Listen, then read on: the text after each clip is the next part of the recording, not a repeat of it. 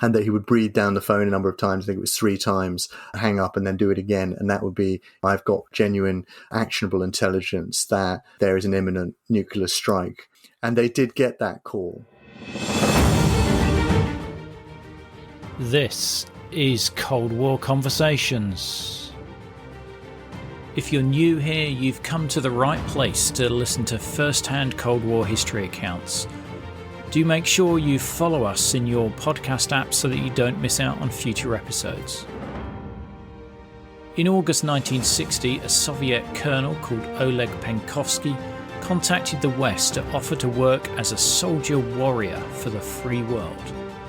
MI6 and the CIA ran Penkovsky jointly in an operation that ran through the showdown over Berlin into the Cuban Missile Crisis. Penkovsky provided crucial intelligence, including photographs of rocket manuals that helped President Kennedy end the Cuban Missile Crisis and avert a war. Codenamed Hero, Penkovsky is widely seen as one of the most important spies of the Cold War. We speak with Jeremy Duns, the author of Dead Drop, also called Codename Hero in the US, which investigates exactly how the Russians detected Penkovsky and why they let him continue his contact with his handlers for months afterwards. Described as thrilling, evocative and hugely controversial, the book blows apart the myths surrounding one of the Cold War's greatest spy operations.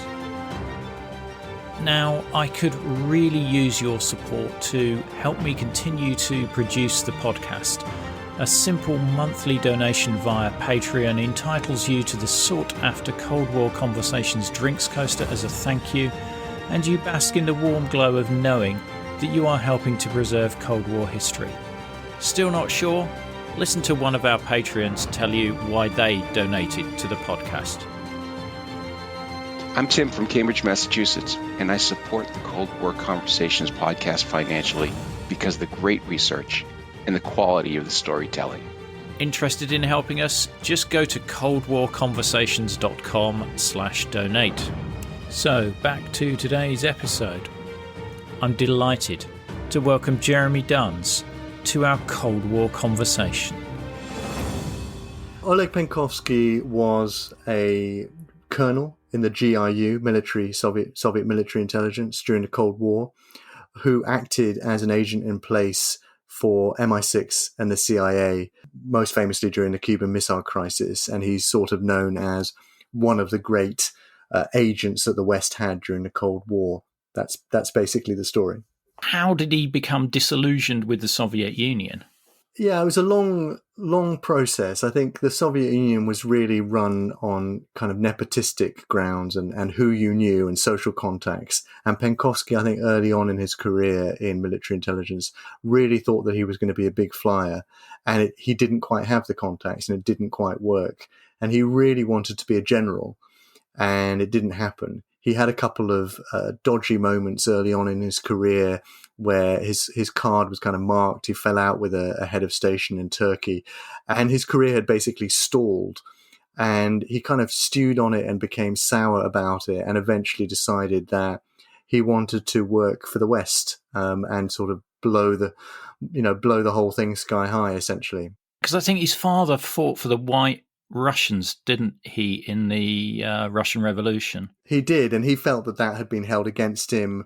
We don't really know what exactly was holding him back, whether or not that was the real reason. But once he had come over to the West and had started feeding intelligence, it's clear from the debriefs that he was very embittered by this. He felt that he'd been discriminated against. He felt that others who were less competent than him, he'd been passed over. It's a sort of classic story of, that's a classic ideology for a double agent, that he felt he'd been passed over. But nevertheless, he portrayed himself as, ideological, that it wasn't anything really to do with that the real reason that he was giving all these secrets was because he thought that the Soviet system was corrupt and needed to be stopped, and that Khrushchev was a madman and all of those sort of things. But I think it's pretty clear that a major part of his motivation was that he had not been promoted to general, essentially. And he also had some strange ideas about how to overthrow the Soviet Union, but we'll come on to those in a little while. How did he try and make contact with the West? Because I presume being based in the Soviet Union, that wasn't going to be the easiest job. It wasn't, and he thought about it for quite a while. I mean, he knew more than most people that there was massive amount of surveillance, that the KGB were everywhere. So eventually he approached a couple of American students. This was in August 1960, and he'd kind of been looking at them for a while. They were on a 2-week study program in Moscow. And he watched them for a bit, and then he decided these were, he would try and get hold of them. There was a whole range of people he tried to kind of sound out and see if they were interested in listening to him. And basically people were too paranoid, because most people in the West had been told, any Russian, don't trust any Russians. They could be working for intelligence. This could be a provocation. So he had tried with, Canadian attaché and all this kind of stuff. But this was the real breakthrough when he spoke to these two students, because they actually went to the American embassy and told them about it, and he had a letter that he'd given to them, and that was his contact with American intelligence. And eventually, this did actually lead to the CIA and MI6 getting in touch with him. Was there some worry, even with the CIA and MI6, whether he was the real deal or whether it was a dangle, if I'm going to use espionage terminology? Yeah, they thought it could well be a dangle. They had members of their station who had been recalled through honey traps and other kind of provocations. So they investigated it. There was a guy called Joe Bulick, a CIA officer, who basically tried to figure out who is this guy. He left this letter where he had sort of rather in quite a Russian elaborate style said that he wanted to work as a soldier warrior for the cause of truth, for the ideals of a truly free world and of democracy for mankind, and he kind of had all this stuff. And he'd also included in this letter a few sort of tantalizing things. He had a map of a dead drop, and he also had a photograph in which he had cut his own face out of the photograph. But there was an American colonel who was photographed who was also in the photograph, who they were able to identify. So eventually Bulick, he interviewed these students, and he went some distance to going around to try to figure out who is this guy. And they eventually, looking through lots of files, figured out that it was, Oleg Penkovsky, who was a colonel in military intelligence. And they decided that, this might be worth going ahead with. The problem they had was that they really didn't have, this was all being done from Langley. They didn't have any real presence in Moscow. The British did, but they didn't. And so eventually, kind of going down the, lots of different routes, they came to Greville Wynn, who was a British businessman who had also who Penkovsky had also tried to kind of approach. It's a classic kind of case of where the Americans had a huge amount of resources, but the British had a kind of way in. It's quite common in these kind of operations, and if you've read any John le Carre, which is largely, a lot of it is inspired by this operation, it's a very familiar thing that the Americans had the money basically to set up the operation, but a lot of the legwork was done by MI6. Greville Wynn is the character played by Benedict Cumberbatch in the Courier film. Was Wynn trained as an agent in any way?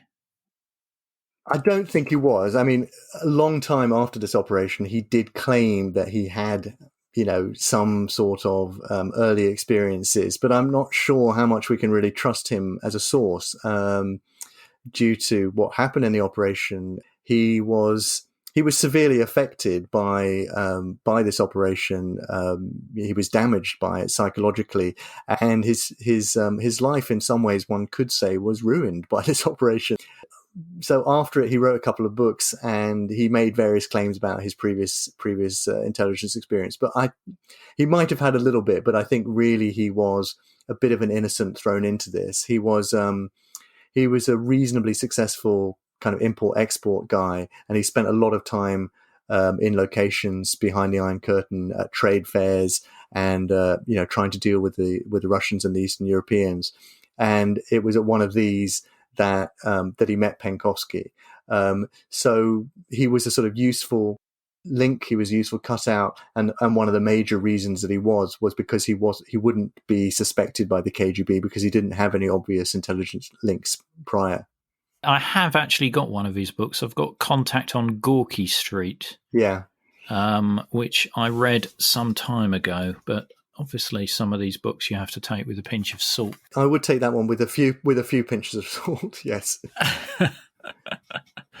What sort of info was Penkovsky able to hand over to MI6 and the CIA? He had an enormous amount of information. So, I mean, the first thing was, that it might seem to us now, sitting here in 2021, okay, he was a colonel, in Soviet military intelligence. But that's partly because, of this operation and the influence it had of reading John le Carré, and all of these kind of things. At the time, this was one of the biggest coups they had. And the fact that he was senior enough in military intelligence meant that he really did know the whole Soviet system and the whole intelligence system. And so just from his own head, he could explain to them all of the internal politics and all the inside maneuverings of lots and lots of people in power, exactly how it worked. He could explain to them, what the plans were in the event of a nuclear war, how the Politburo were planning to escape. They had a separate underground system, and how the KGB kind of kept control over society,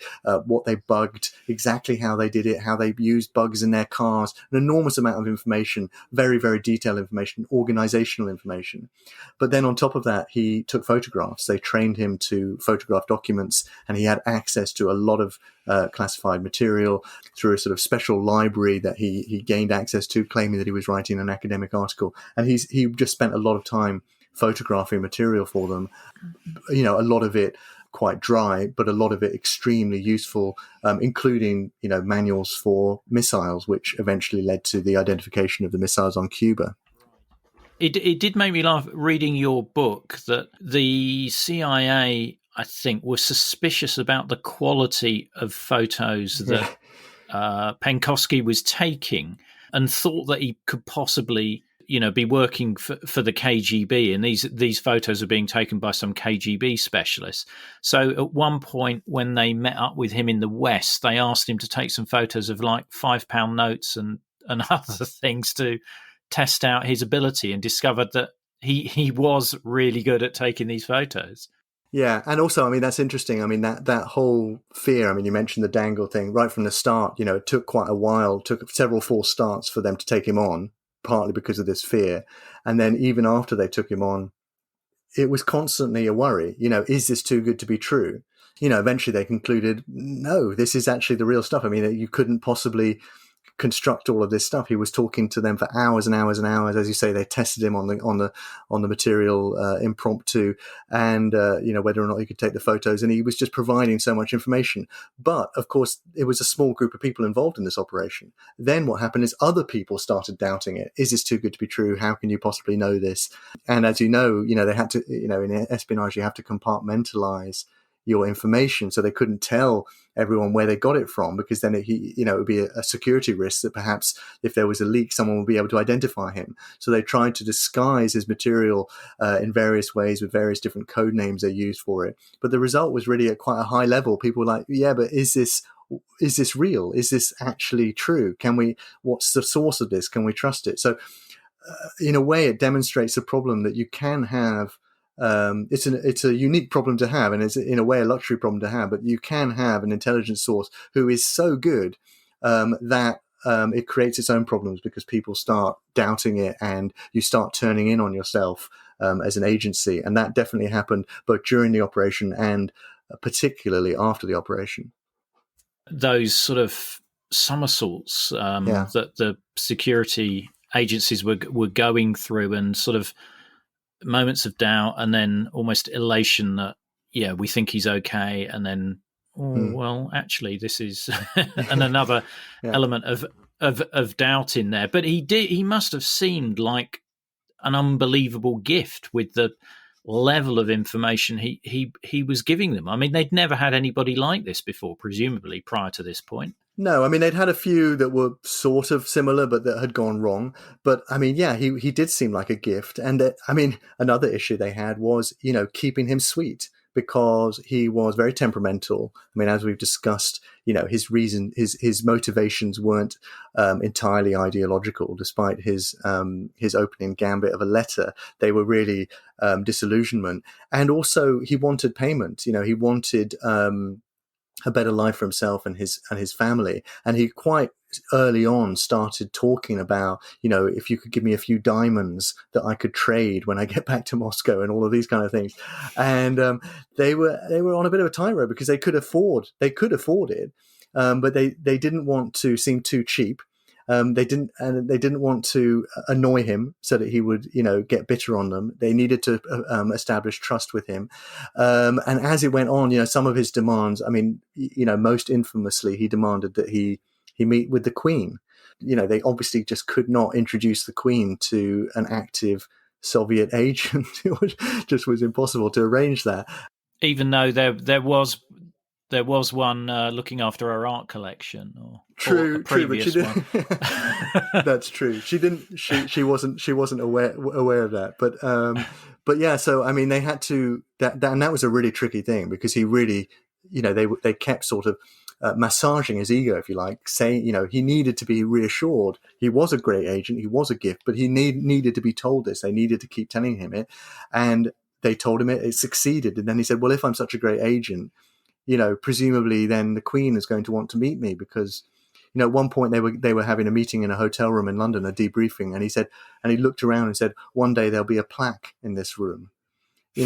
So it went to his head quite a lot, and they couldn't get the Queen. So they got, Dick White, head of MI6, to come, and he sort of pretended to be an emissary from Mountbatten. And Penkovsky, I mean, he didn't like it, basically. He wanted to meet the Queen. He wanted to meet Audrey Hepburn. So he was making all of these sorts of demands. So he was a gift, but he was a difficult gift to handle. The thing that intrigued me, and one of the things I really like about your book, is some of the details you've got in there. But when he first turned up, he had this crazy idea about putting low-yield nuclear weapons in bins all around Moscow. Yeah. And other cities as well. I mean, this is on the face of it insane. I mean, this is another problem that they had, was that they had to distinguish. I mean, I said before that he had a lot of background information. So he had a lot of knowledge just from being in the position that he was in, but he also had a lot of ideas. He had a lot of opinions, and it was quite difficult sometimes for them to distinguish, what's intelligence here and what's just this guy's view. So he was coming up with lots of stuff about. So he was obsessed with Khrushchev and thinking that this guy was a maniac, and that he was taking the world towards nuclear confrontation. But Penkovsky's kind of idea, which was coming up with some sort of miniature nuclear bombs that you could place secretly in bins around Moscow, around KGB headquarters, and so on. You could just sort of destroy the whole of the Soviet Union in one fell swoop. And I mean, we don't have, obviously, we have the transcripts of these debriefs, but I would have loved to have been, fly on the wall to see, the MI6 and CIA officers' reaction to this, because it's a completely loopy idea.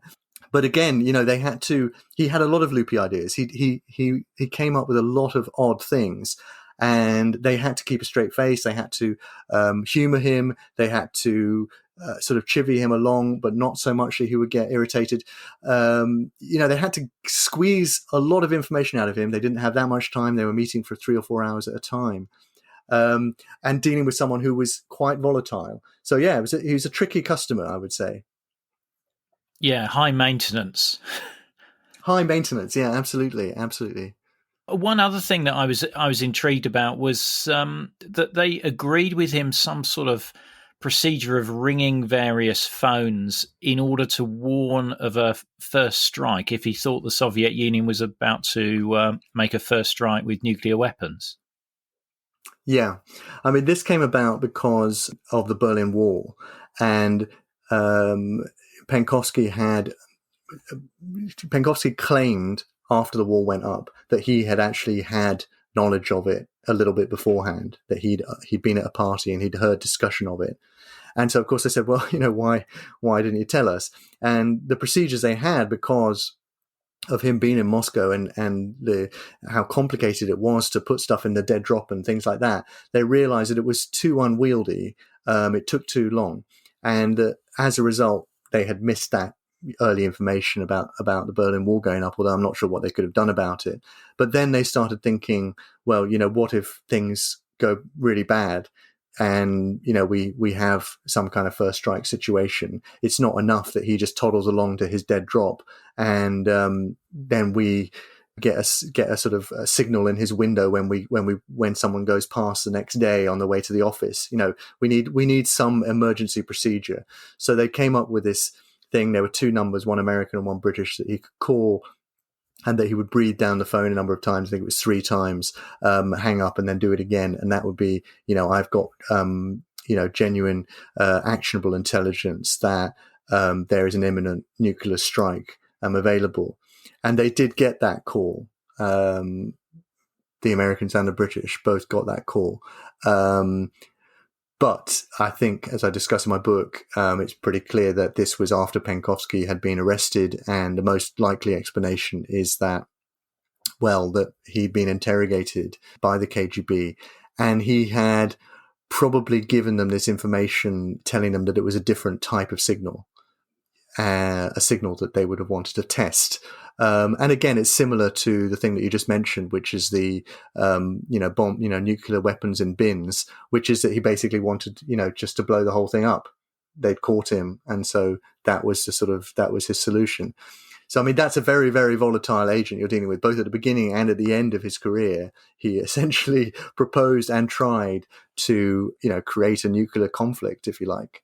But, I'm amazed by that, because, he's a volatile agent and you're basically giving him not the ability to launch nuclear weapons, but certainly to ratchet up, the tensions between the Soviet Union and the West.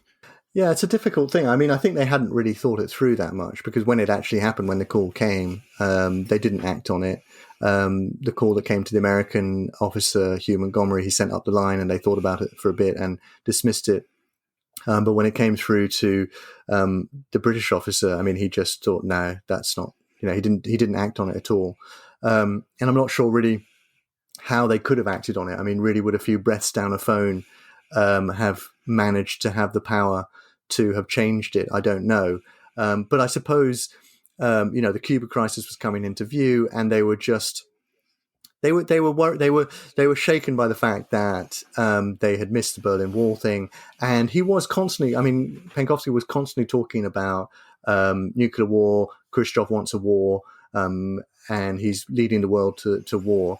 And, you could say that was a pretty accurate description in some way. So I guess at some point they thought, and also his intelligence had eventually taken on, it had been accepted and it had a fairly high level, was influential. And so at some point I think they thought, we have this guy, he's right there. If he learns anything, we need an emergency situation. But yeah, it's a very, very strange moment in the Cold War, I would say. Yeah, and I guess, you've got to also remember at that time there was no satellite cover over the Soviet Union. I mean, there were the U-2 flights, which were obviously ended with Gary Powers being shot down, but they didn't have the visibility of like big troop movements or anything like that during this period. So I guess it's understandable. And no hotline, because the hotline was created because of the Cuban Missile Crisis. So I guess this was their version of a hotline. But yeah, it's a crazy thing. Now, Penkovsky is able to travel to the West because he's part of various trade missions, which is where the Western intelligence services are able to, speak to him face to face and get him to download this information. But he's also passing information while he's in Moscow, isn't he? Yeah, so the problem they had there was, for most of the operation, as I mentioned earlier, the Americans didn't really have any presence there. They had all sorts of trouble trying to do it. And, of course, Moscow was the headquarters of the KGB. There were, I think, 10,000 KGB staff in Moscow. And if you were a foreigner, you were basically in a fishbowl. You were just under constant surveillance the whole time. So how to do it? So they tried a few things. They had ideas that he would sort of throw documents over the wall of the American embassy and these kind of things, which didn't really go anywhere. They had a dead drop behind a radiator in a block of flats, which was Penkovsky's original idea. But eventually they decided that they needed some sort of face-to-face thing. And so Rory Chisholm, who was head of MI6's station, came up with this idea of using his wife, Janet Chisholm. They had young children. She went out walking. She seemed to be under very light surveillance. Who would suspect her? So they had this kind of ruse where she would go to the park on a Sunday and with a pram, and Penkovsky would wander up and he would sort of say, what, nice looking children you have, and sort of chit chat a bit with her. And then he would pass her a box of sweets as a gift for the children, and she would say thank you very much, and she would put it in the pram, and hidden in it were the microfilms. And so they managed to do this. It's sort of weird when you start looking at the declassified material. You have Harry Shergold, who was one of the MI6 officers, his detailed instructions for this. Very kind of baldly say, arrangements for receiving material from subject by the use of a lady, children and prams in a park will be passed to him via Wynn, or failing this through DLB, meaning dead letterbox. But, the use of a lady, children and prams, it's a very inhuman way of describing, quite a bizarre and fraught intelligence operation. But they did manage to do it. They managed to pull that off. So that was one way they did it. And there are various other encounters that he had. They gave him sort of packs of cigarettes that he could use to put microfilm in, and there were parties at the American embassy and this kind of thing. He placed microfilm in a toilet cistern in the American embassy in Moscow at one point that was then recovered. And one of the things I found fascinating researching this was really, it's no exaggeration how much they were under surveillance. So the British embassy was piping, through. They had speakers in every corridor that were sort of piping gibberish that they'd recorded to sort of mask their own conversations. And in the American embassy, they were writing things on a kind of Etch-a-Sketch pad, so no one talked to each other. So. They were paranoid, but I think probably rightly so. Well, yeah, didn't they find a bug in the ambassador's office that had been placed inside some piece of artwork that had been given to him? Yeah, it was in a seal that had been given to them by some Russian school children, and they'd found that not long before. So yeah, they were completely paranoid about it. And when it eventually all came out, in fact, one of the things, a lot of the stuff that happened in the operation, Penkovsky had warned them about. So one of the things he said in one of his very early debriefs is he said, all restaurants, you can't meet in restaurants. That's why I've suggested a dead drop, because the KGB bugs them. So any restaurant that any foreigner goes to, the ashtray on the table has got a bug in it. But regardless of this, several months later, he was meeting Greville Wynn in a Moscow restaurant. And at the trial, they played, they played a tape of the conversation that they had. So, a lot of the stuff that he also talked about bugs in cars and all sorts of stuff like that actually sort of, was shown by the operation. Incredible. But I think by the end of 61 and the middle of 62, Penkovsky isn't the only source for Western intelligence, because there's the KGB Major Golitsyn defects in December, and there's a Foreign Ministry First Secretary Nosenko in May 62. Yes, and this is where the story got a little bit complicated, because also around the same time you had a lot of paranoia in British intelligence, because Burgess and Maclean had fled and they were slowly getting closer to Philby. And you also had George Blake and his trial. So the closer that kind of betrayal, all of those betrayals came to the fore. Those, all of the Russians were also kind of put under the microscope even more, especially Nosenko, who became a kind of totally surreal, wild kind of, I don't know how to describe it. Basically, they went mad, and they started seeing shadows everywhere. And Golitsyn had some theories, Nosenko had theories, and they started sort of playing off each other and blaming each other, and and everything started to get very, very complicated. And before long, it was towards the end. So I mean, Penkovsky was discovered, but the aftermath of it was really quite brutal, because you really had decades of doubts about all of these agents. And in July 1962, Penkovsky spots that Wynn is under surveillance. I think he was about to meet him in a restaurant, which seems crazy, particularly after his warning of the microphones in restaurants, as you said before. Yeah. So he's obviously fearful of being under suspicion. We then sort of move into the Cuban Missile period. Or is he arrested? Is Penkovsky picked up before the Cuban Missile period reaches its height? Penkovsky first sees surveillance in late 1961, and he sees a man in a black overcoat, and he worries, and he kind of disappears and he goes off the grid. And the CIA and MI6 are not really sure what's going on, and it's not until late March 1962 that he turns up again. He just suddenly turns up at a cocktail party at the British Embassy. He passes a pack of cigarettes behind his back to a scientific attache's wife, British scientific attache's wife, which contains 11 rolls of Minox film and a letter. And the letter explains this surveillance that he's seen, a man in a black overcoat in a brown saloon, and it gives a license plate. So he basically says, let's kind of put it on ice for a little bit, which they then do. After this, you then have Golitsyn's defection. The CIA are then caught up in all that kind of stuff.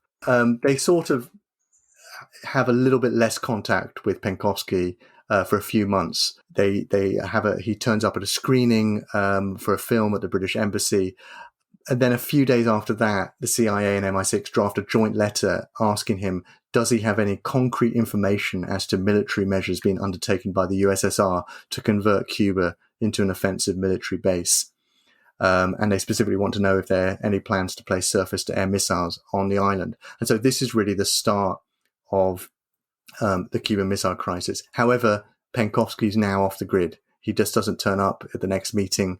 And slowly the Cuban Missile Crisis starts happening without him. And it's really right towards the end of the Cuban Missile Crisis, on the final day, we think, that they finally realize Penkovsky has been arrested. What impact does Penkovsky have on the decision-making on the Western side through the Cuban Missile Crisis? Because obviously he's provided a lot of information on the Soviet missile capabilities, which must be really useful to sort of try and second guess what the Soviets are going to do. The Americans had lots and lots of photographs of the Soviets' May Day parades, but they also had the field manuals that Penkovsky had photographed in Penkovsky. And while they were looking through all of this information, they came across a photograph of the R-12, which was designated the SS-4 by NATO forces, an MRBM. And Penkovsky had provided them the manual for that.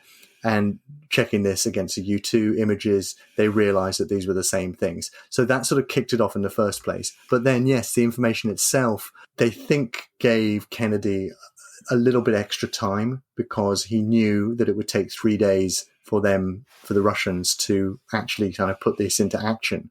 So that gave him a little bit of breathing space.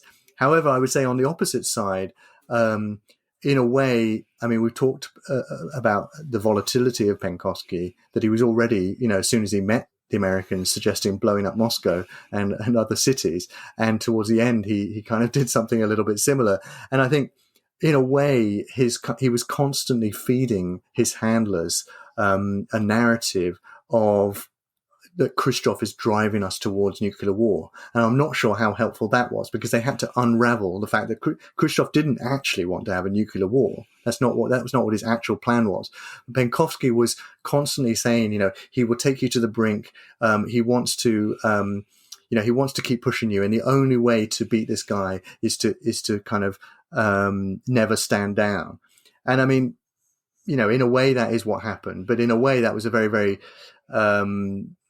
strange thing to be suggesting. And I think it, through his intelligence, fed into the way that Kennedy looked at it. So you can see it in one way or another. I mean, was Kennedy, who was acting more, Kennedy or Khrushchev? I don't know.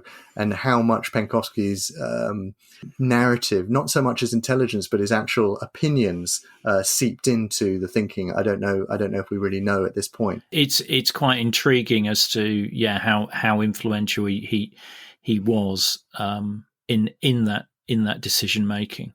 As you said, Pankovsky was picked up or arrested just at the start of the Cuban Missile Crisis, and then I think somebody from the CIA goes to try and pick up something from a dead drop. Yeah, they send a junior officer to go and check, and he's immediately arrested by the KGB, and so then they know it's over.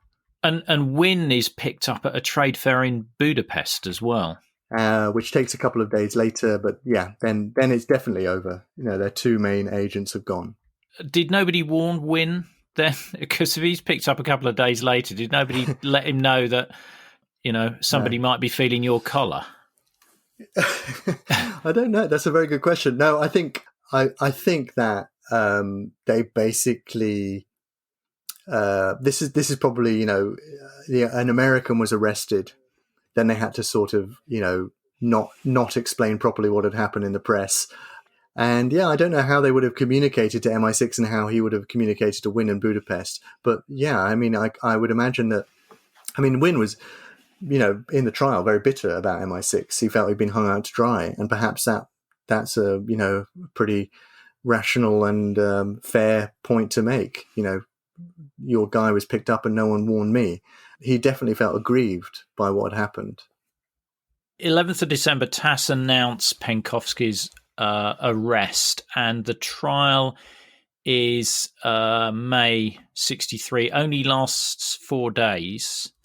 Was Wynn's defence he was just an innocent businessman who'd been lured in by MI6? Yeah, his main defense was he'd been lured or even tricked really by MI6 into doing it, and he kind of went on a huge show sort of denouncing MI6, which I think, as I just said, it was partly really he really felt that he'd been hung out to dry. However, he didn't give away the whole game.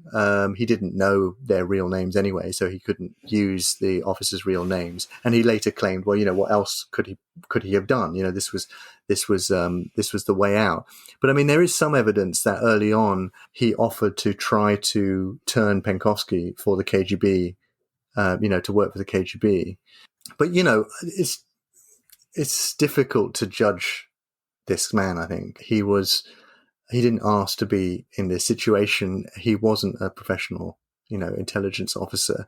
And he realized at some point fairly late on when he was in Moscow, that it wasn't all a lark, really, that he was in serious danger. When it came to the trial, I mean, he basically became desperate. He was desperate to survive. So he said all sorts of things. I mean, he gave all kinds of outbursts, quite a few of which made the British press, and quite a few of which he sort of had to live down, for years later and try to explain why he'd acted and sort of retroactively come up with justifications for. But the truth, I think, is that, like any of us in that situation, I mean, you would say whatever you could. He's in the Lubyanka, in the hands of the KGB. So I can't really blame him for that. And of course, at the end of the trial, he was the lucky one, if you like, because, he was imprisoned. Penkovsky was not. So were you saying there that Wynn offered to work for the KGB? There is some evidence to suggest that. I don't know how I mean, it's in the book, so you can gauge for yourself. I mean, one of the problems with this is who do you trust? But yeah, there is the Soviet officer who was in charge of the investigation has claimed in an interview that that this happened early on. Right. And Wynn after after he came back to the UK, I mean he sued lots of people for making claims about him, and he was a very unhappy man. His marriage fell apart, and he couldn't sleep and slept on the floor and all of this kind of stuff. But he was traumatized by this. So that's afterwards. But I imagine if you're picked up by the KGB, it sounds sort of fairly glib. He was picked up by the KGB at a trade fair in Budapest. But I mean, imagine that happening to you. It would have been utterly terrifying. So I think he probably just reverted to just trying to say anything that he possibly could to get out of it. And as I say, I can't really fault him for that. No, I think I would probably be doing the same thing in that situation. to be honest, have you? How was Wynn treated by the KGB? I mean, what sort of interrogation was he knocked about, or was it more psychological? He claimed. I mean, we don't. It's difficult to know that. He claimed. I mean, in his book his books have quite a bit about this, and it's sort of psychological, some physical kind of suffering. But it's sort of there's a lot of it about how dirty he found them and how sweaty they were, and their cologne was cheap and all this kind of stuff.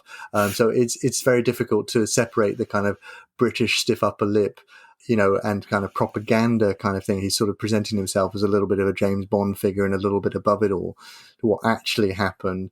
I think he probably wasn't seriously tortured, but it would have been incredibly grim. I mean, going to any prison's grim. Going to the Lubyanka, and he was sent to another prison out in the middle of nowhere. It would have been cold and grim and horrible.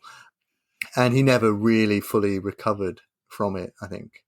Now he's sentenced to 8 years, 5 years in a labour camp, and I presume 3 years in a prison, but he is released after 16 months. I think from what I understand, the British government were worried about his welfare and his health, and they trade him for Conan Molody, aka Gordon Lonsdale, who featured in our episodes 138 and 139 about the Portland spy rings. So these all link together in the end.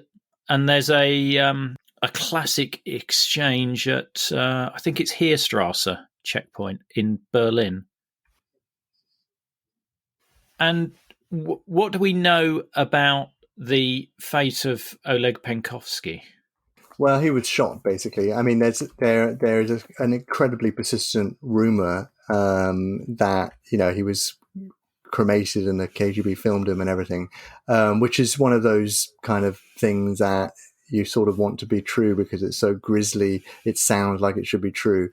But in my research, I think it's pretty clear that they just shot him at the prison because, there's a death, certificate that says it. And, that's the easiest thing to do. The idea that you're going to go through all of that is a little bit unlikely and comes from a MI6 sponsored propaganda memoir of a defector. Having said that, they did go to some quite elaborate lengths. It does look like after they arrested Penkovsky, the KGB forced him, basically, I suppose, by threatening his family, to relive or replay everything he'd done. So they got him to sort of sit at his desk and photograph documents and visit his dead drop. And they got someone who looked like Janet Chisholm to kind of walk along. And they made a training film out of it. And you can tell that, I go into this in detail in the book about why I don't think this is the real surveillance footage, but it's quite hammy and they keep sort of cutting back and forth to the kind of brave KGB officers who are following him. And so they did go to some elaborate lengths. So I wouldn't say it's impossible that they cremated him, but I think it's extremely unlikely. And Occam's razor says they probably just shot him in the prison. One of the things we've not covered, and there's a lot of detail in the book. So I do recommend you get the book, because we've just sort of scratched the surface with what we've covered here. But the big question that we've not covered, which is investigated at some length in the book, is how Penkovsky was betrayed. Yeah, I suppose this is the kind of USP of my book, or the heart of it, which really comes afterwards. One aspect is the kind of propaganda war that kind of came with the publication of the Penkovsky papers, and another is the kind of paranoia and the mole hunt that happened that we talked about before, with the whole atmosphere of Blake and Philby and Nosenko and everything. But the other one is really that, the story that the KGB have about how they caught Penkovsky seems a little bit too neat, that they basically kind of accidentally stumbled upon him through light surveillance. And in the book, I've tried to propose some various ideas about other things that might have happened, including one sort of key theory about what I think might have happened. And we're going to leave it there, listeners. Leave you tantalised. The book is called Dead Drop in the UK, the true story of Oleg Penkovsky and the Cold War's most dangerous operation. In the United States, it's called Codename Hero. There will be links in the show notes, which will show a link to the books as well as some videos of Penkovsky. Now, you wouldn't be listening to this podcast without the generous support of our patrons. However, I want to especially thank our Politburo level members who are contributing a generous $30 a month to keep us on the air. They are Tony Sowards, Sam Hardwick, Nicholas Butter, Mark Labance, Jeffrey Jones, Matthew Comstock, Ryan Vlaming, Frederick Esposito, Jack Madwed, and Peter Ryan. Don't forget, if you like one of those Cold War Conversations coasters and help support the show, then head over to coldwarconversations.com/donate. If you can't wait for the next episode, please visit our Facebook discussion group, where listeners just like you continue the Cold War conversation. Just search for Cold War Conversations in Facebook. Thank you very much for listening. It is really appreciated. Goodbye.